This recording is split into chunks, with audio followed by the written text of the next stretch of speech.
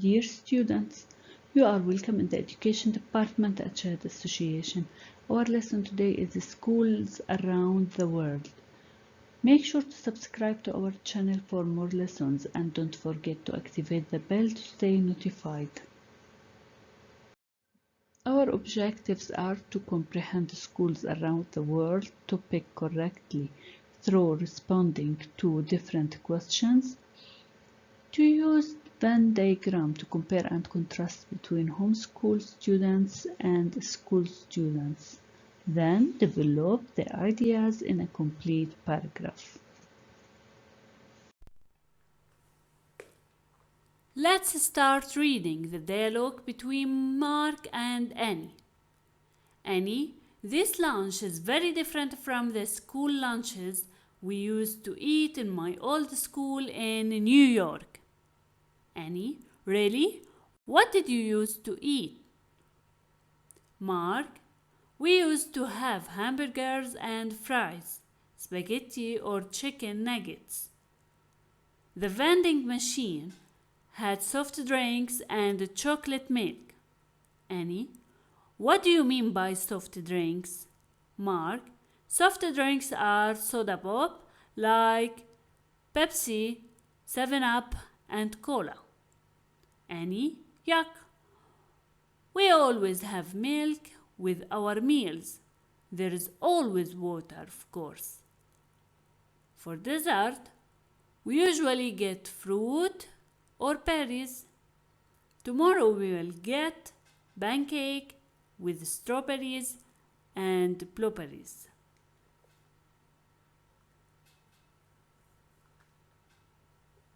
What did Mark use to eat in his old school in New York? He used to eat hamburgers and fries, spaghetti or chicken nuggets.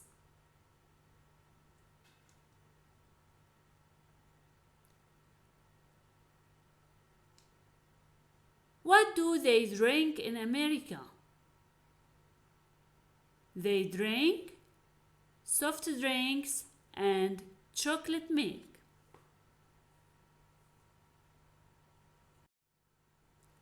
Annie, how do you know that?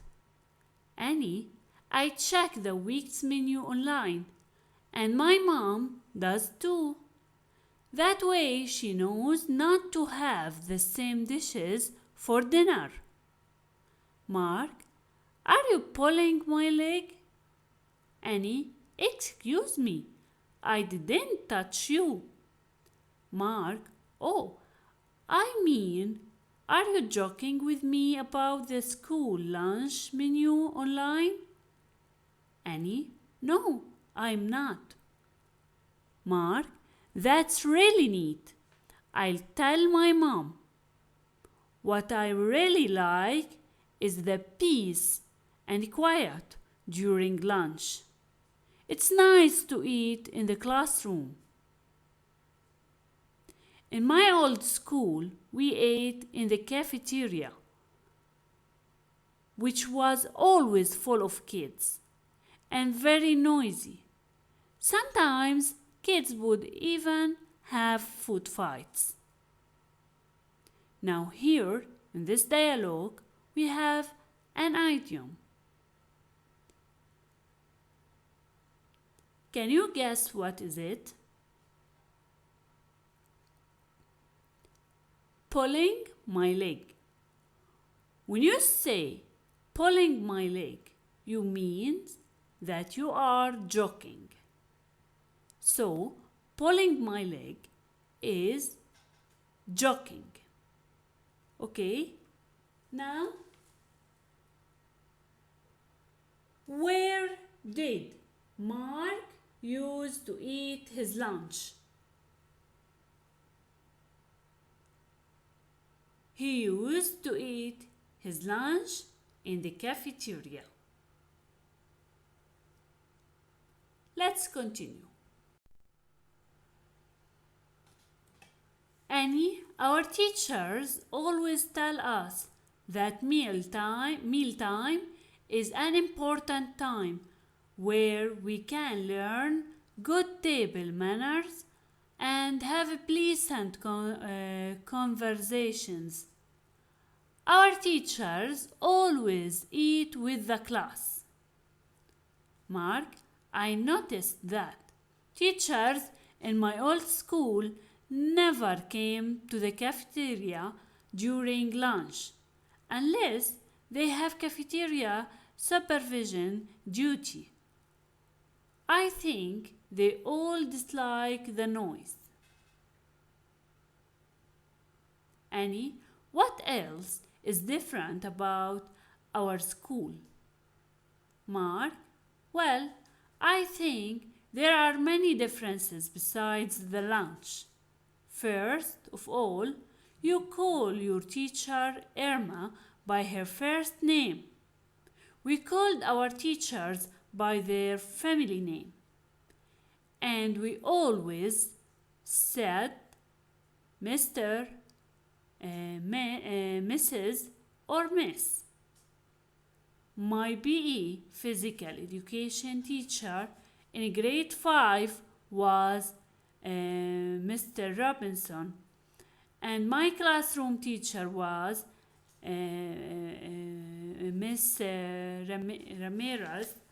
No way we could have called Mr. Robinson by his first name. I didn't even know the first name of Miss Ramirez. So they talked about the differences between their schools, between any school and the old school of Mark.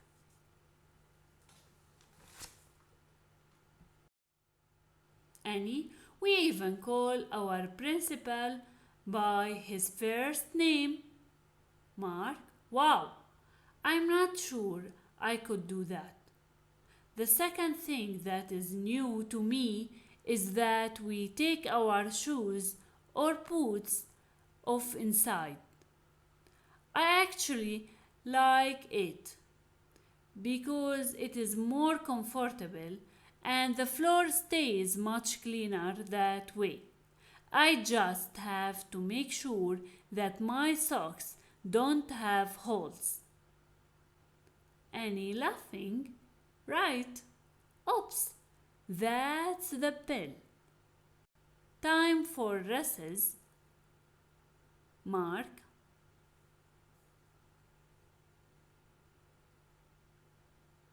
Now guess, what do we mean by recess? Now listen what Joanne, a 12 years old girl in California, tells us about her typical day. How is her day different from yours? Now notice, Joanne is a homeschooled student. At 7 o'clock, the cell phone alarm rings. I get up, wash my face, and brush my teeth. I make my bed. I spend half an hour reading a magazine. At 8 o'clock, I get dressed in my favorite jeans and t-shirt and go downstairs. I read my mom's note while I eat my breakfast. It says, today I should work on my math, science, Spanish, and history. Most of my schoolwork is on my laptop. Some of the lessons are in ebooks, but some lessons are in interactive online classes. At 9 o'clock, I decide to start with math, which is my favorite subject. Time for the interactive Spanish lesson on the internet. At 11 o'clock, I prepare a snack. My science lesson is about simple machine. at 12:30, time to move on to my last lesson of the day. I watch a video about the discovery of the New World by Christopher Columbus. Time for the interactive Spanish lesson on the internet.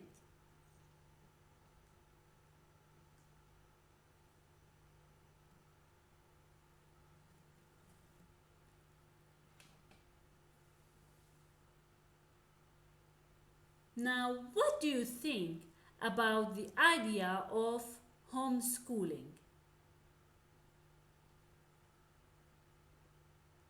For me, it's a great idea.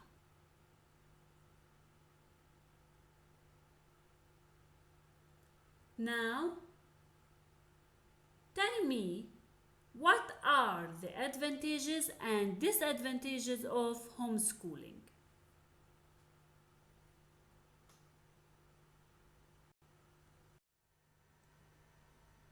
Now, what do we mean by recess? Recess is the break between the periods. What do we mean by online? When your computer connected to the internet. Now, what do we mean by vending machine? This is a vending machine. A vending machine is a machine from which you can get things such as coffee or chocolate by putting in money and pressing a button.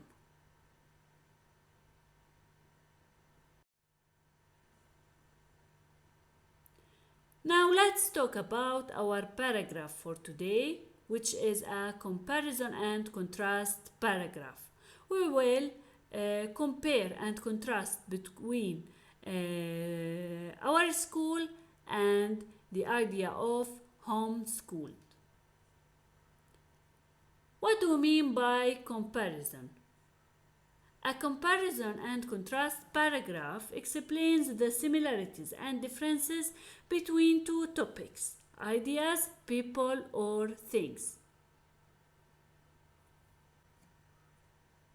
So, when I talk about comparison and contrast, I talk about the similarities and differences. To compare means to identify the similarities between two things. To contrast means to identify the differences between two things. A paragraph has a topic sentence, a body, and a concluding sentence. How to begin a paragraph? A paragraph usually begins with a topic sentence. How to develop a paragraph? The topic sentence is followed by major points that constitute the body of a paragraph. Describe and compare features of chosen topics. How to end a paragraph? The concluding sentence in our paragraph.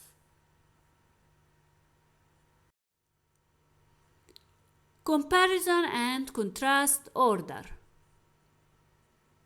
We have the block order. In this pattern of organization, one item is discussed in detail before the next item is mentioned. The second order is point by point. This type of order is again based on comparison, the similarities, and contrast, the differences. We can use Venn diagram to write, compare and contrast paragraph. Now, what is Venn diagram? Venn diagram is a great way to organize your thought when you are comparing and contrasting two things. In the two sides, you can write the differences, and in the middle, you can write the similarities. Here are some signal words. When we use contrast, we use although, different, however, in contrast instead of, as opposite to, but not, on the contrary, unless, while. When we compare, we use alike, same as, similar to, similarly. Now use Venn diagram to compare and contrast between a homeschool student and a school student. Then develop the ideas in a complete paragraph.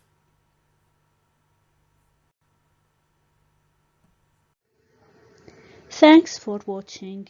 If you liked this lesson, make sure to subscribe to our channel for more, and don't forget to click the bell to get all the updates.